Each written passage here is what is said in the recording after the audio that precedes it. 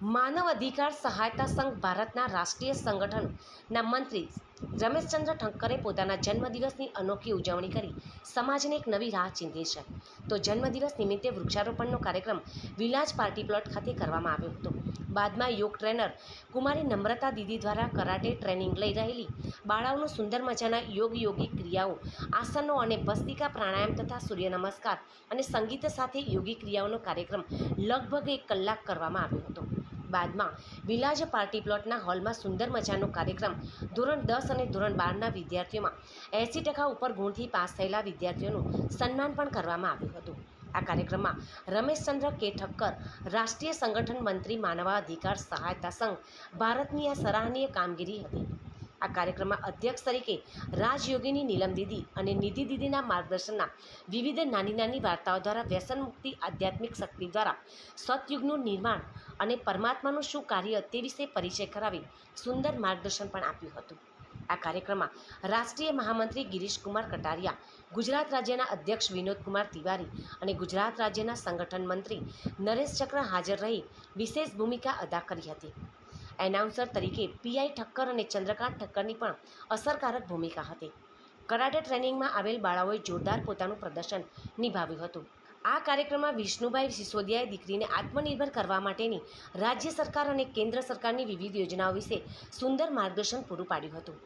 Karate ટીમવાળી તમામ દીકરીઓને certificate દ્વારા પણ સન્માનિત કરાઈ હતી અને ટ્રેનિંગ આપનાર ડૉક્ટર કુમારી અંજલિ રાણા અને કુમારી હની ઠક્કરને રાણીની વાવના ફોટો મોમેન્ટ અને ગુલદસ્તા દ્વારા સન્માનિત કરવામાં આવ્યા હતા.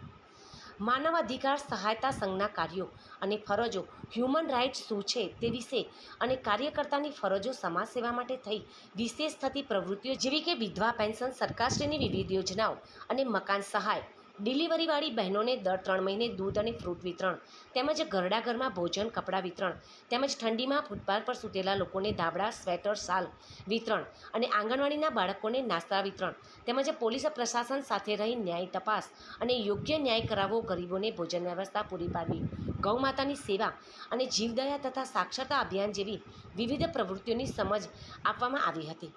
સ્વાગત પ્રવચન રમેશચંદ્ર કે ઠક્કર, રાષ્ટ્રીય સંગઠન મહામંત્રી માનવાધિકાર સહાયતા સંઘ ગુજરાત પાટણ દ્વારા કરવામાં આવ્યું હતું. પ્રાર્થના, સ્વાગત ગીત અને કરાટે ડાન્સ ટ્રેનિંગ લઈ રહેલ બાળાઓ દ્વારા સુંદર અભિનય દ્વારા કરવામાં આવી હતી.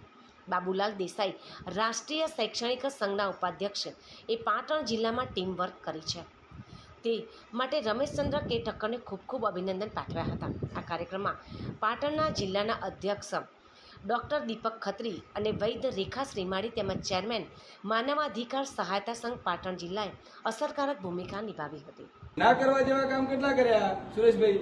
કરીએ તો ચાલે અને ન કરીએ તો ચાલે એવા કામ તિવારીભાઈ કેટલા કર્યા? તો આ કરવા જેવું કામ તમે કરો છો. ખરેખર આનાથી બીજો આનંદ ના હોઈ શકે. બાળલક્ષી કાર્યક્રમો ઘણા બધા રમેશભાઈ અને એમની જિલ્લાની આખી ટીમ લતાબેન, રેખાબેન બધા સરસ કામ કરે છે જિલ્લામાં. અને ભર ઉનાળામાં પણ બધા કદાચ આરામ કરતા છે, પરંતુ અહીંયા સમર કેમ્પમાં પણ એ બાળકોના જોડે રહીને નાચે છે, કૂદે છે અને સરસ મજાના પ્રવૃત્તિલક્ષી બાળકોની જે સ્કિલ ડેવલપના કાર્યક્રમો છે કરે છે. આખા આ જિલ્લાની ટીમને અને રાજ્યમાંથી પધારેલ તિવારીભાઈ, એમની ટીમ અને રાષ્ટ્રીય મહામંત્રીભાઈ તિવારીભાઈ